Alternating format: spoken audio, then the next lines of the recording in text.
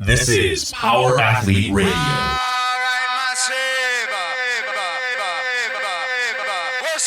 With your hosts, Denny K, Professor Booty, and the Luke Summers.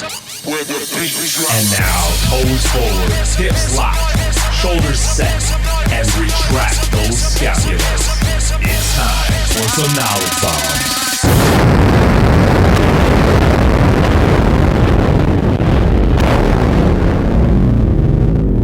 What's up, Power Athlete Nation? It's that time again. I'm here with Cali, Luke, and Steve. How's it going? What's going on, guys? Hello. What's happening? It's a beautiful day. I'm ready to rock and roll. Drank a ton of coffee. I'm all fired up. Tell me what's going on with Balboa Jacked. Oh, so the Balboa Jack thing we're pushing? Yeah. Balboa Jacked is, for lack of a better sense, what Cali is. I'm currently flexing. She's bicepping, which is kind of like planking, owling. What else was T-bowing. there? T-bowing, but it's bicepping. No, it's so Balboa Jack's kind of lifestyle that we push here at CrossFit Balboa. We have it painted across our wall. It's just a sense that that's what we get people is Balboa Jacked. That's the type of programming we put out. We want to get you bigger and stronger. We want to make you more athletic, and we just want you to be jacked. So it's just a term we throw around here. And this whole team thing that we signed up for a Summer Shakedown, which is a team series in Southern California, and is actually this weekend. Today Thursday? Today's Thursday, so it's in 2 days away. So 2 days from now, there will be 8 Balboans, 4 or 5. How many CrossFit football people? Me, you. Yeah. Ben. 3 of us, really. 3. 4 if you count Sprague. Count Sprague, sure. He's been to a start. So there's 4 CrossFit football coaches and 4 CrossFit Balboans that are going to be walking across the horizon, kung fu style, to this team series in neon tops and really short shorts. Dude, when I saw these shorts, I almost lost my mind. This is a true story. They are, I don't know, an inch longer than my actual butt cheek. They're real short. Wonderful. But the competition is actually Star Wars themed, and I just want to throw that out there that I think this whole thing is very... Is that what that mask thing was? Yes. I didn't even... You're killing me. You're killing me. I think it's pretty serendipitous myself. I think it's a good sign. So, How is it Star Wars themed? All the workouts are named after kind of Star Wars phrases. They have in all of their images online on the website. There's just like Boba Fett images, and there's Star Destroyer images and stuff. So it's kind of cool. Awesome. So obviously you guys have seen the workouts. What are they like? Okay. So we've seen the format is 2 team workouts and 1 floater workout, which you sign up for and do. I don't know. I'm relatively new to this CrossFit competition space. Back in the day when I was good and everybody else was bad, really, or worse than I was, that's when I competed. But now everyone's really good. But okay, so the floater workout, which is 2 minutes of something, they say. It's a trap. It's a trap. It's 2 minutes of something. They don't tell you, but it's some sort of 2-minute AMRAP. And then after that 2-minute AMRAP, you transition directly into 2 minutes AMRAP snatches. Snatch for tonnage. So they're going to give you a few options for weight. And I am so excited for this one because I think we can seriously, particularly Luke and I think we can throw around heavy weight for 2 minutes because that's our wheelhouse. And, power snatch it all day. Yeah, dude. So it's what weight are you guys going to select? Well, I've been running the numbers, Playtech, and you guys, as I signed on, you guys were kind of talking about it. I don't know when the fall off point becomes worth the heavier weight. For example, let's say you're to choose 95 to 135 pounds, that 40-pound differential. It's not worth it to go 135 pounds if, to equal 30 reps, you have to get 24 reps at 135. You know what I mean? Because 95-pound snatches, muscle snatches, you can blast out 30 in 2 minutes, no problem. Oh, you can until you hit that sort of lactate threshold where you just can't.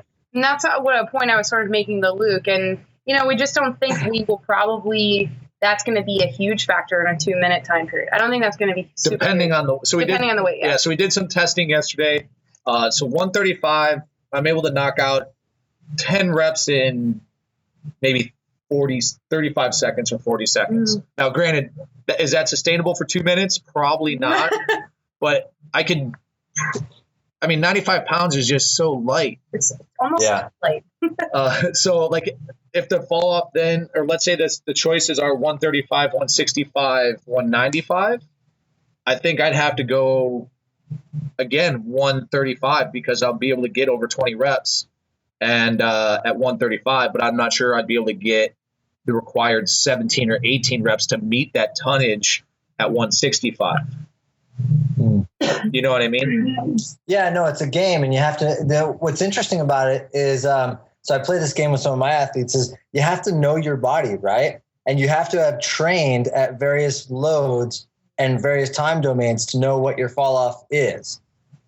Yeah, and that's something that's hard to know, especially when there's somebody next to you who's like pushing out, 100 reps or something, right? I mean, in the throes of competition, your plan could go to shit. Sure, absolutely. And I feel like I'm more of it's not a rep thing for me. It's a time under suffering. So I'm pretty good for 45 seconds at, like full throttle, but that's about it when it comes to a lot of the compound movements. So I really got to scale back the pace if I want to last. And again, there's the break even point. Maybe I can get 10 reps in 30 seconds, or I could get 15 reps in 90 seconds. What's actually going to be better for me? But so I'm having a hard time with kind of pacing and partitioning because I don't do that. Like I have one speed and it's go. And Cali's been on me about like pulling back the range. You got to, your go has to be the last leg. It can't be the first leg. And so it'll be interesting to see what the weights are. And again, what we have on our side, clearly is strength. I mean, one of our other athletes he's more of an Oli guy, but the dude's super strong with his Olympic lifts. He's just a super strong guy, big upper body, not like in a bad way, smaller lower body, but it doesn't that his legs are small enough where they don't really limit his body weight stuff. Where like me, my legs are too big and my upper body's not strong enough to whip around 220 pounds. So, but it'll be interesting. So that first one, that floater WOD is that AMRAP of something, which is probably going to be some sort of shoulder torture. And then you got to do snatches. It's going to be like pull-ups and muscle ups. Yeah, right. And so that muscle snatches become exponentially more difficult because you have to use your hips instead of the pull, right? Yeah. So that's what I would do. And then the second workout they announced is a team format. So it's teams of 4, 2 male, 2 female, and it's this absurd amount of reps in 14 minutes. Now, how far you get, I don't know whether you'll get in, but you have to do this buy-in portion. So the first buy-in is a male and a female each get on a fat bar thruster. The female weight's 95 pounds. The male weight's 135 pounds. All right. So the first thing you got to do, everybody needs to do 10 thrusters. Synchronized. But there's only 2 bars. So 2 athletes go at one time, and they have to be synchronized reps. After the first, the CrossFit Games, right? Team WOD, like the team thing. Yeah. So then the next 2 athletes come up. They each get on their respective bar. Then they get their 10 synchronized reps. And then after that, it's toes to bar. You got to get 20 of them. One athlete's going to be hanging on the bar while the other one gets their 20, and then vice versa. And then 50 double unders. That's your buy-in. And then from there, it's just an ascending ladder of that pattern at 25, 30, 35, 40, 45, 50, 55, 60, 65, 70. And it ends at 70, but it's a 14-minute time cap. So I like the fat bar thrusters, man. They feel great, actually. I don't get enough work in with like fat bars, and we just hired a trainer just to get a couple classes in, and he's training for like a national level strongman competition out. He's training in Crystal Lake, Illinois, but he came in and he brought in like a makeshift fat bar. It weighed like 5 kilos, but it was enough. I mean, it didn't there was oscillation because we were power cleaning with it, and I can't even. What a difference it is because I can't hook grip it. Oh yeah, so no way. What it looks like is you kind of power clean it to the top of your belly and roll it, and it's just this god awful looking thing. But yeah, the continental clean. Yeah, dude. Yeah. It was horrible, but I mean that's kind of like their thing. That's the mechanics and like the strongman lifts. But we did we power clean it, and then we were just doing like push presses with it, and I like it. It was like a different stimulus for sure. But yeah, I mean, it's one thing to pull a fat bar. It's another thing to press it. I would for sure rather do thrusters and presses with a fat bar all day than power cleans. So the power clean was just horrible, but it, like I said, it was a different dynamic, a different pull for sure. So what do you guys think of those weights? I mean, that's what we struggle with. Some of our girls. I mean, I think our girls tip the scales at 120 and 130 on one team, and then another probably 130-pound girl, and then Cali weighs like 210. No, Cali's a featherweight too, but she's a strong chick. So 95 pounds for Cali is no problem. But these other girls are going to be struggling with this 95 pounds, whereas dudes, I feel like 135 is a standard now. Yeah, 135 thrusters for 10 reps. Yeah. So, and then I guess the caveat here is two people have to always be on the bar in order for one individual, after you do your buy-in, in order for one individual to be doing their thrusters, the other one has to be locked out overhead with their weight. That's a game changer. That's huge. That's a game changer. Yeah, so especially if the weights are challenging. Same thing on the toaster bar. You have to have one person hanging from the pull-up structure while the other person is doing their toaster bar. So, I think it's one of those things where like we can go through the movements, and this has always been sort of my approach to these team things. We can go through the movements, have like a pretty decent game plan, but it's all going to come down to the intensity like of the competition, how much you can really take at that given time. You might surprise yourself that you can, do more reps than you thought you could, or you might just realize that your grip is terrible and, you can't hang onto the bar while your partner does their toaster bar. So it's kind of like, well, I guess we'll figure it out, Well, you guys are all about like testing things. Haven't you got the team together and just kind of tried out these workouts and see where, what's going on, how you're going to hang, especially with the lighter body weight women? Because 95 pounds is, if they're 100 and something, that's almost like doing body weight thrusters for them. Yeah. It's so the 2 weeks prior to this, we programmed a lot of thruster work, and where we tested 1RM, we tested max reps at 1RM or 70 or 80% of 1RM. Then we did a kind of like a couple volume thruster days, which was a lot for people. And but it did provide a baseline, and we had that metric. And what I had I had the girls in last night, and they were playing around with it, and they feel pretty good about it. They really like pushing against the fat bar. They think it's actually, like Cali said, they think it's easier to push. They get more contact on their shoulders. They get better transference of power through their hips. And so they're able to move the weight around.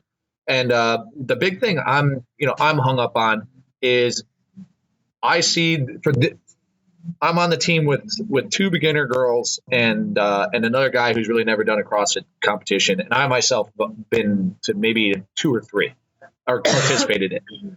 All I want to do is like the reps are the variables. How many reps you're going to accomplish are the variables. And that's good. Like no way you can be like, all right, we're going to do 5 reps every round for the whole workout. Like that's just not going to happen. Or toes the bar. Like Callie said, if your grip falls out, your grip falls out. You got to move on. We need another person up there.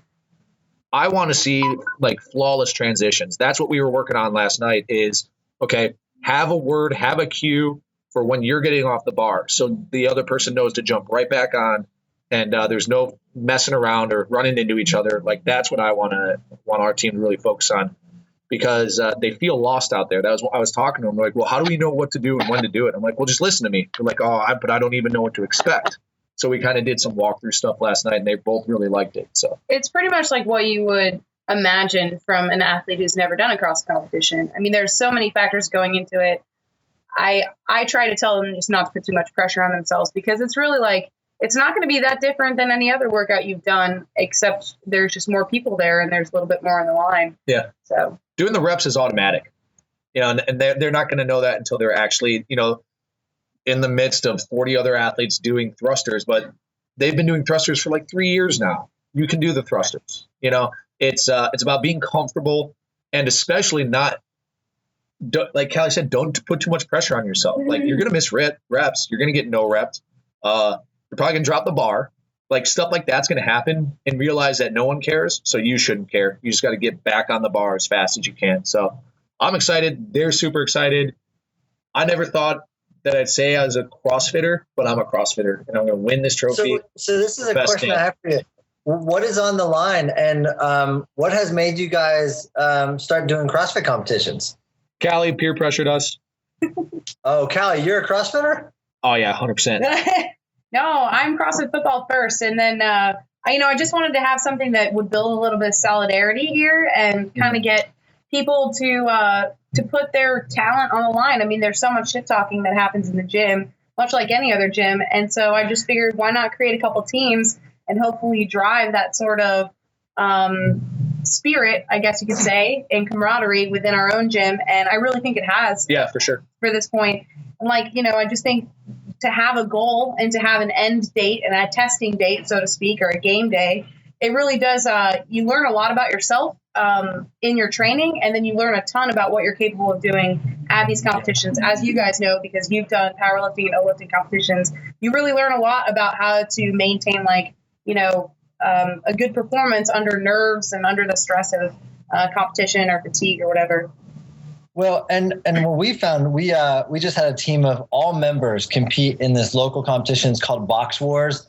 And our team of members competed against a team of all coaches, 2 of which went to regionals from another gym, which wasn't great. But what it's done is it's sparked their internal question of, what am I training for? Exactly. Right. So Here's a bunch of 6 people who've never been to a CrossFit competition. All their coaches are yelling at them, cheering them on, telling them what you tell them. Don't put too much pressure on yourself. Know your limits. Just do your best. Come back to the gym, and they are fired up for the next competition. Right? They've got something to train for. It all came down to we as coaches needed a change of stimulus. Like, what should our next program be? And for the first 6 months of the year, we maybe conditioned equivalent to the first week of this cycle. Like, there's barely any conditioning. It was mostly strength training, which is fine. Like, that's what we were training for at the time. Cali needed to go through her Bulgarian phase. We did some Olympic lifting cycles, and then Fours. Then we did the 4s, and then we did some CrossFit football stuff for as a stopgap, and then we turned it into conditioning.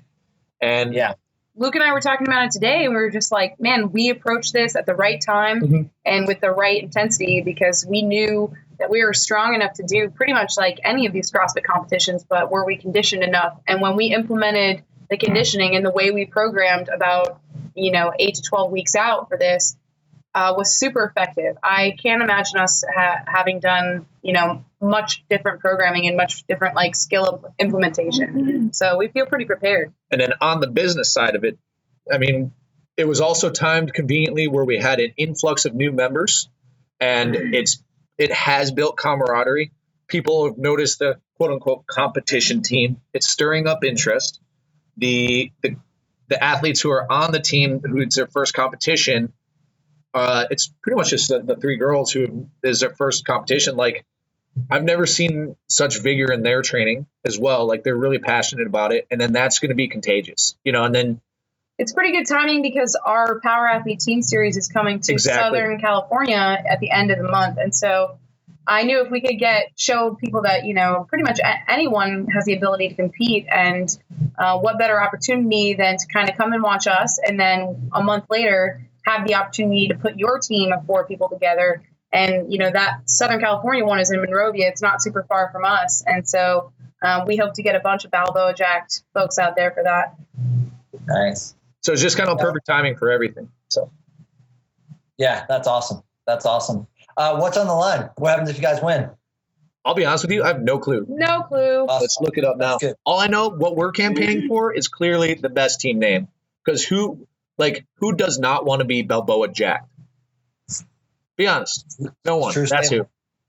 So that's why we've been campaigning for that. And we're going to get a podium spot one way or the other, dudes. Literally, there is no prize. I don't think there's any prize.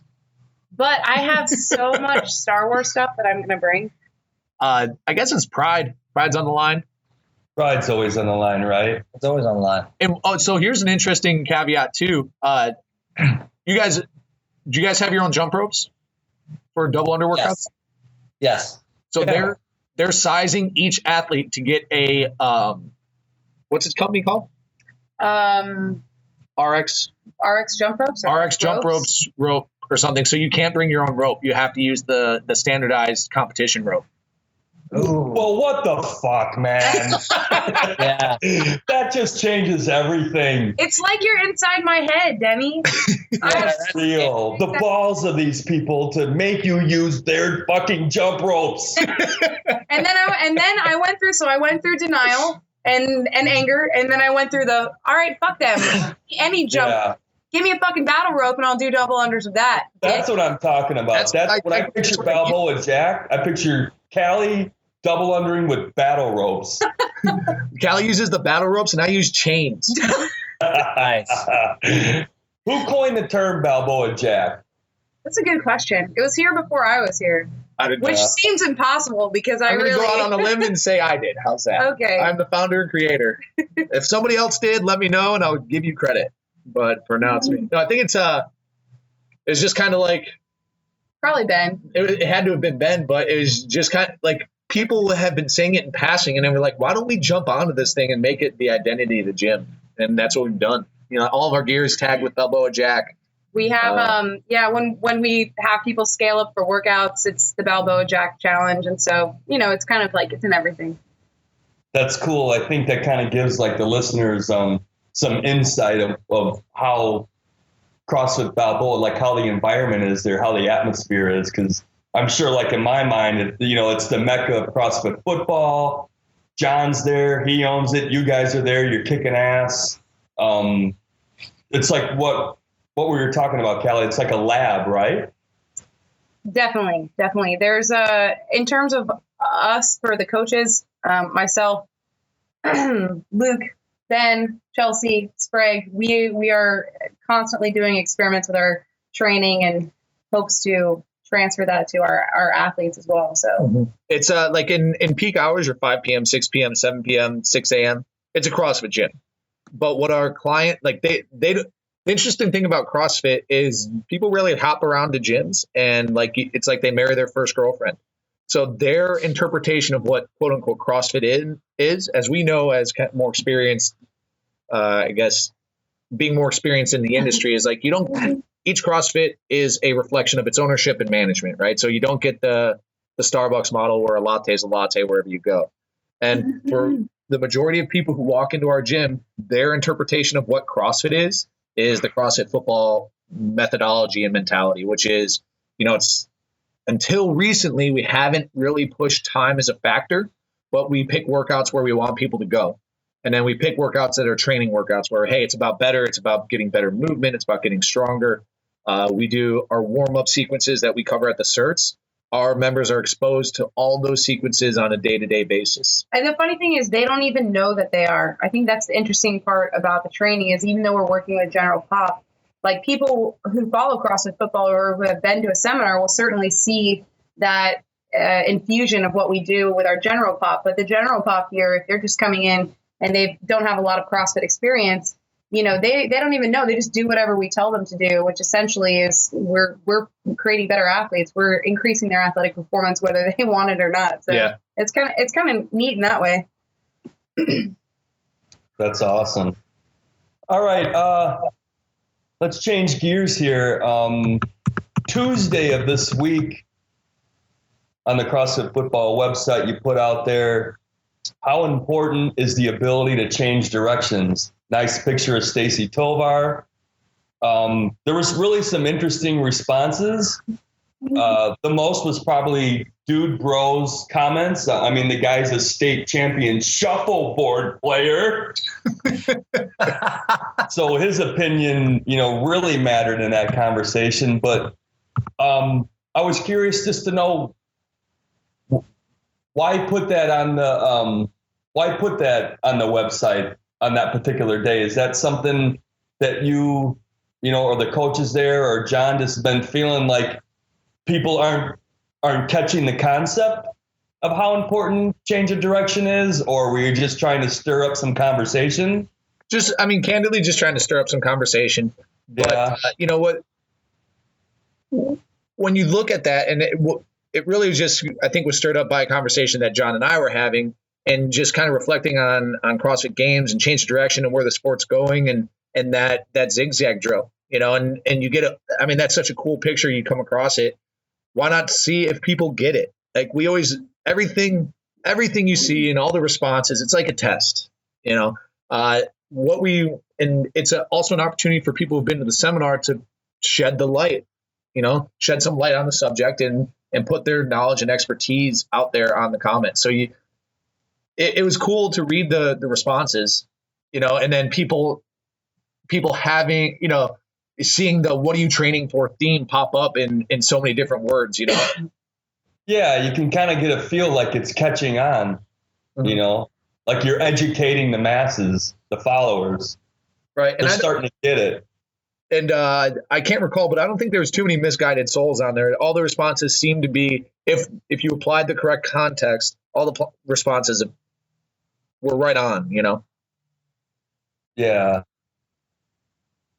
But and going back to our gym here, very few people are in here other than to look good and look fit. And what we know is form follows function. And what our people don't even know at Balboa is we implement change of direction and movement through space, and they have no clue. Like Cali said, they just kind of show up and sweat, and it works. It gets them the results that they want, and we think it's an important component to any general approach to fitness or athleticism. You're going to have to know how to accelerate and change direction. Yeah, I agree with that. And on a more competition level, on the field or even under the barbell, there's a huge change of direction in the Olympic lifts where you got a big pull and then a fast retreat under the bar. So it's all aspects of athleticism in basically any directional plane that you can think of. In a micro sense, yes. But when we generically, when we talk about change direction, we're talking about running. Yeah. Right. So your ability to be traversing a field, a court, in one direction along one vector, and go in the opposite direction as quickly as possible and efficiently as possible without A, getting hurt, and B, compromising inefficiency and getting beat, essentially, depending on what sport you're playing. So, and for the listeners at home, we just got a message that the power is out at Denny's block. Like, his whole city block is out of power, so he's off the show. He got voted off the island. Tribal council has voted him out. Yeah.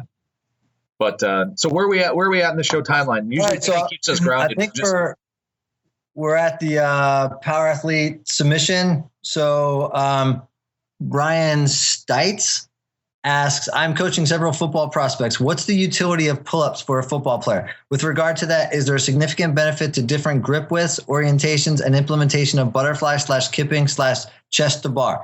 I tend to teach a real gymnastic style and narrowish grip for WODs, all kinds of grip and training to increase variance, but I'd love some additional insight. Thanks. Where's the horse? If we were videotaping, you'd see how visually frustrated I am. Where's the horse we can beat? All right, so application. Brian's clearly an individual whose first exposure to strength and conditioning was CrossFit. Looking at a pull-up and thinking it's a conditioning tool is so close-minded. It makes me want to rip my awesome hair out. Really? You don't think it's awesome? Kelly's laughing at me. But think about that. Denny would think it's awesome. Of course, because Denny's a legit bro. You're a legit bro too, Steve. Callie, not so bro. Thanks. Okay with that. But okay, so think about that. I'm just going to say it again. You don't have to use pull-ups for conditioning. Okay, and what Brian has to realize is if this was his entry to strength and conditioning is CrossFit, a lot of the things that he's learned are movements being utilized for conditioning tools. Yep. If you're coaching football prospects, you do not necessarily need to get them into shape unless that is their significant limiting factor. Odds are, just by being an athlete and being a football prospect, they have a very sound level of GPP, and you just need to maintain that. And that's really easy. So to be very direct about pull-ups, your pull-ups should be done with a retracted, depressed shoulder girdle, and they should be executed as quickly and as powerfully as you can without kipping. So that's strict pull-ups. And what we use the pull-up for is to strengthen the upper back, mainly to enable you to squat more, which will enable you to maintain posture under a heavy load and be very powerful, which will translate to on-field performance. Everything for us is about performing on field. I don't care about your conditioning, so to speak. It's about posture and position and enabling you to move as much weight as possible as quickly as possible. I don't really think I can add anything to that. Yeah.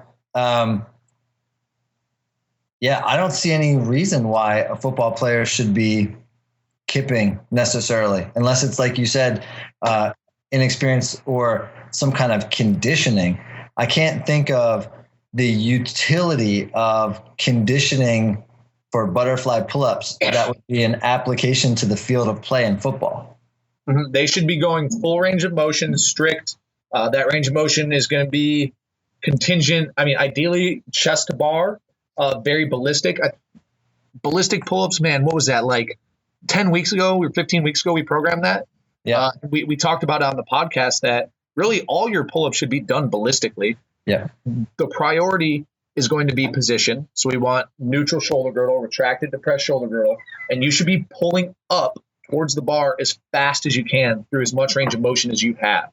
So if that's chest to bar, that's fine. But you don't necessarily have to use the pull-up as a conditioning tool. Now, it's an effective conditioning tool, right? And you can use it that way. And we do it on CrossFitFootball.com all the time. But there's other ways to condition football prospects as well that don't have to be high rep pull-ups. So did I answer his question? What kinds of grips and training and increased variance? Yeah, I mean, I guess the general question is, what's the utility of pull-ups for a football player? And I think you answered that when you spoke about strengthening the upper back for maintaining posture under load, increasing things like the squat, which is going to ultimately transfer to, I think, the field of play. Yeah, that's our mindset. Kelly, am I missing anything on that? I mean, I would just talk about, if you want to talk about how we use a variance of chin up. Okay. We alternate that. Maybe. Yeah. So in terms of grip, absolutely, we like the variance in grip.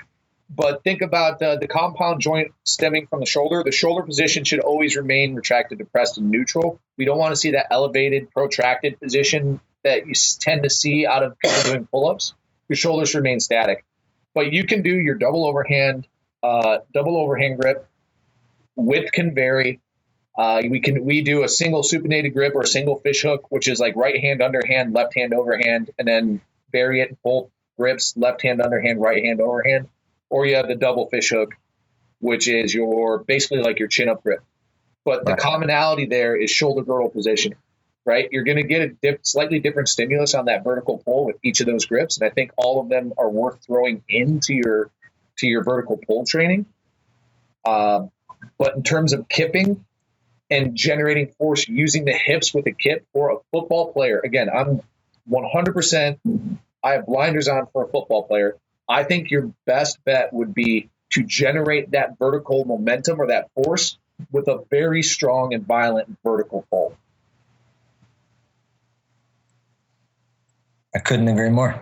And no hip movement, or as little as possible. Yeah, and if it turns into a little bit of kipping, whatever, but you shouldn't rely on it to generate momentum or speed or velocity on that vertical pull. So, and I hope I didn't bash Brian too hard in the beginning, but we just went up in Nebraska. We had this whole big breakout on application of movement, and there was one kid at this seminar who got it. His name was Steve. He was 18 years old. He's been playing football his whole life. His dad is the football coach. Learned everything he knew about movement and training from his dad, and had never really done a CrossFit workout or been in a CrossFit gym. And as part of the seminar, we have these athletes program, and they present the programming at the end. We select 2 or 3 people to put it up on the board. And he didn't everybody used a squatting variation of the movement, like a squatting and vertical pull as a conditioning tool. And we even we brought this to the point of all the attendees, is everybody used those two movement patterns primarily as their conditioning tools. And we just say, hey, you got to program the strength portion and this conditioning portion. And people use what they know, right? Which is CrossFit, which is fine. And it's super effective conditioning tool on multiple levels. And we're absolute advocates of it, but it's how you apply it, right? Well, anyways, this kid, Steve, didn't have one CrossFit workout. All of his conditioning was running, ladder drills, shuttle drills, overspeed training and underspeed training. That was it. And then he had like tire flips. He had some like tire flips and stuff like that, sledgehammer work, because that's what he knows. That's what he's been exposed to. And without a doubt, everybody passed along the most accolades to his programming. And it was very enlightening for people to realize, like, oh my gosh, this is a completely suitable conditioning approach. It doesn't have to be 21-15-9s. It doesn't have to be Helens. It doesn't have to be Murphs. So it was just, pretty cool story from our last seminar. And it's cool to see a kid who's 18 years old, already taking an interest in this. And it was very selfish admittedly on his front. He wants to play college football. And his old man said, I've heard that these guys know their stuff. So go check it out and let's see if we can implement it for them. So just a cool little story on that front. And not that and I want to be clear too, I'm not bashing CrossFit either, because we do it at our gym. We embrace it and we use it as a tool. But if you're talking about optimal, it's going to be on an athlete by athlete basis. And how much time do you have?